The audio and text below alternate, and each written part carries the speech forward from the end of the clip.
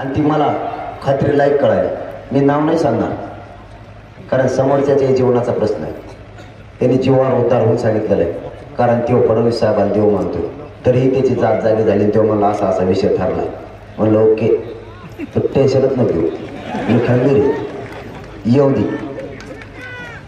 मीच सांगितलं तुम्हाला माझा गेम करायचा आहे. मी सत्याचा आणि मराठ्यांचा मधला काटा आहे असं जर तुमचं म्हणणं आहे. तुम्ही मला गोळ्या घालणार आहेत, तुम्ही मला गुंतवणार आहेत किंवा जेलमध्ये चढवणार आहेत. तुम्हाला माझा बळी पाहिजे ना. चल मी तो सागर बंगल्यावर तुझ्या. चल निघा.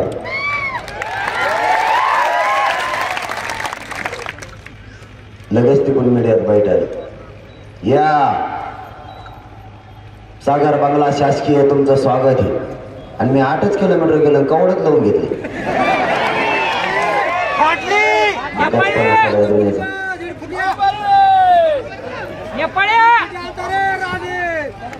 शहाणपणाची भूमिका. आपण गृहमंत्री आहेत, आपण जबाबदार आहेत. कायद्याची गरिमा आपल्याला राखावी लागते. आपण पालकत्व राज्याचं स्वीकारलं. आपण मायबापच्या भूमिकेत आहेत. काय आदेश द्यावेत हे तरी कळालं पाहिजे. जी शिप्या धरायसाठी बीडला पिंपळनेरला एसपीनं जाऊन बसावं का? काय केलं जी शिप्यानं? फुलं टाकली म्हणून त्यांच्यावर गुन्हा दाखल. आता तुमच्या टाकीत देत त्याला मी काय करू? इतकी नीच वृत्ती आणि इतका मराठ्यांविषयी द्वेष फडणवीस साहेब तुमच्यात नसलाच पाहिजे. तुम्हाला आम्ही काय करावं? त्यांचं म्हणणं आहे संभाजीनगरला अमित शहा आले.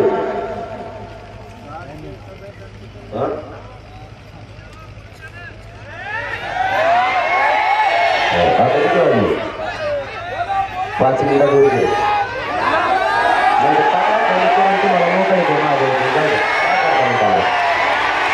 तुमचा अपमान नाही होऊ देणार आणि माझी न्यायालयाचं सुद्धा नाही. जाता जाता तुम्हाला आपण फडणवीस साहेबांनी जे डाव रचले ते डाव यशस्वी नाही होऊ द्यायचे. काही झालं तरी हरकत नाही. त्यांनी डाव आखलाय जेलमध्ये टाकायचा. ठीक आहे म्हणलं.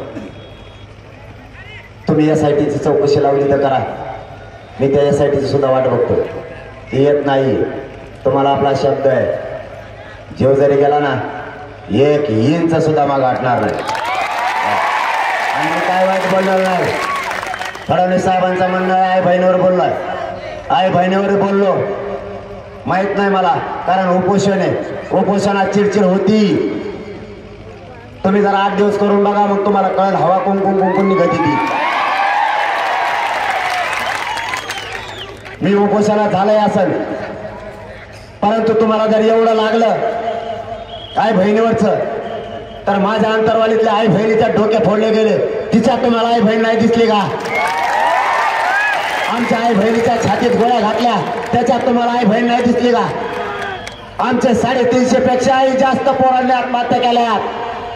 त्या आई बहिणीच्या आमच्या कंपाळावरचं कुंकू बसलाय त्याच्यात तुम्हाला आई बहीण नाही दिसली का फडणवीस साहेब?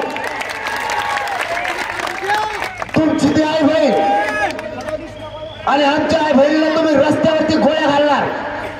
तिच्या डोक्याच्या चिंदड्या केल्या त्यात तुम्हाला आई बहीण नाही दिसली का?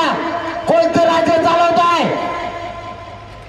तुमच्या घरात ती आई बहीण आणि आमची ती नाही. 9 वर्षाच्या लेकराच्या पायात तुम्ही गोळ्या घातल्या. त्या लेकराची गोळी काढताना 1.5 लिटर पेक्षा जास्त पाणी निघाला. फडणवीस साहेब तिच्यात तुमची पोरगी तुम्हाला दिसली नाही का? तुमची मात्र जी आई बहीण आणि आमच्या आई बहिणीच्या डोक्यात बंदुकीच्या दस्त्यानं मार घातला त्यावेळेस तुमची आई बहीण तुम्हाला जागी नाही झाली का? एका दिवसात सगळं सभागृह तुम्ही डोक्यावर घेतलाय. माझ्या आई बहिणीला आत्ताही उठता येत नाही. तिच्या गुडघ्यात गोळ्यात ती बाजावर झोपलेली तिला नाही शेतात जाता येत. तेव्हा तुम्हाला आई बहीण दिसायला पाहिजे होती. आज आई बहिणीवर बोललो की नाही बोललो माहित नाही, परंतु तुम्ही यासाठी नेमली आणि सगळे मराठ्यांचे आमदार मंत्री विरोधात घातले. परंतु इथं करोडो समाज एका बाजूला आहे. तुमचा राजकीय सोपडा साफ केल्याशिवाय आम्ही सोडणार नाही. सत्ता ही थोड्या दिवसाची आहे. आणखी फडणवीस साहेब दिवस हातातून गेलेले आहेत. माझ्या नादाला लागू नका. तुम्ही गलत माणसाला खेळताय. माझ्या मराठा समाजाला आरक्षण दिल्याशिवाय मी हटत नाही. जीव जरी गेला आणि जेलमध्ये जरी सडलो तरी तुम्हाला शब्द आहे, तुमच्या लेकराच्या अंगावर ओबीसीतून आरक्षण घेऊन गुलाल टाकल्याशिवाय एक गिंत मागे सरकारणार नाही. तुम्ही सुद्धा सरकायचं नाही. तुम्हाला आजच सांगतो, कधी काही जर तुमची गरज पडली, तुम्हाला हाक दिली होती त्यावेळेस 1.5 ते 2 करोड मराठे तुम्ही अंतरवालीला आले. आता जर हाक दिली तर 5 ते 6 करोड मराठ्यांनी आता एकत्र व्हायचं आहे. फडणवीस साहेबांनी गुंडगिरी पदाचा गैरवापर करून अशी जर दहशत ठेवली तरी दहशत मोडण्यासाठी आपल्याला शांततेत पुन्हा एकत्र यायचंय. आपण 1000 एकर रान बघायला लागलो. जगातली सगळ्यात मोठी एका जातीचा कार्यक्रम होणार. काळाकोपऱ्यातून झाडून पुसून या, गावाची गावं झाडून पुसून आणा. सुट्टी नाही, अजिबात सुट्टी नाही. ज्या जेलला जायची वेळ येईल त्या जेलला जायला तयार आहे.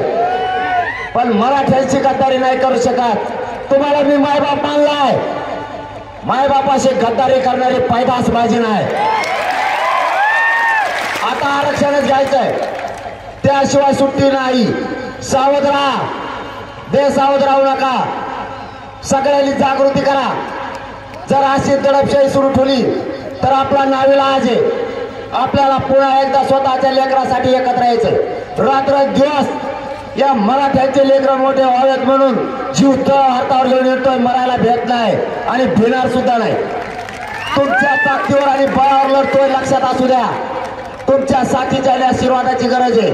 शेवटच्या टप्प्यात आता घाबरून बघायला लागलेत. घाबरू नका. आपण खून केलेले नाहीयेत. एखादा अर्धा गुन्हा झाला तर अंगावर घ्या स्वतःच्या लेकरासाठी. पण आता माग मात्र हटायचं नाही. जाताना तुम्हाला एवढीच विनंती आणि शब्द आहे माझा, कितीही ताकद लावू द्या यांना, तुमच्या लेकराला आरक्षण दिल्याशिवाय 1 इंच माग हटत नाही. मग जेलला कोणत्याही टाकू द्या, बसायला तयार आहे. मान जरी कापून नेली तरी मराठ्यांना ओबीसीतून आरक्षण दिल्याशिवाय मी हटू शकत नाही, हटणार सुद्धा नाही. तुम्हाला एक शेवटची माझी विनंती आहे, आता हटायचं नाही. पिंपळगावचं पेट्रोल आणि तो तुम्ही सुरू केलाच ना. आता बघू ते मी का उलटूच सांगत होता. दमच नाही मराठ्याला. मुंबईला असंच केलंय. मी इकडे येते लोणावळ्याकडे तर तवरच आजच मैदानाला जाऊन बसलो. असे तर वाईक ते काय शिरलं येऊन काय आलं काय.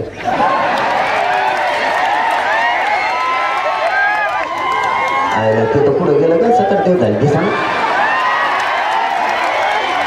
गाड पडाय गेली असा का बर्फात हिमालयात गेला का एक शब्द बोलून त्याला वाटलं असं बरं झालं. जाळ मायावर होता तिकडं पळणार चलून येऊन जाईल झालं फळा कच्चो खाऊन झोपत वाटतं तो सध्या.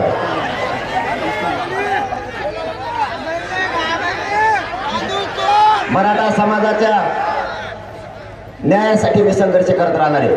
त्यांनी डावरा चला दुसरा. एबीपी माझा, उघडा डोळे बघा नीट.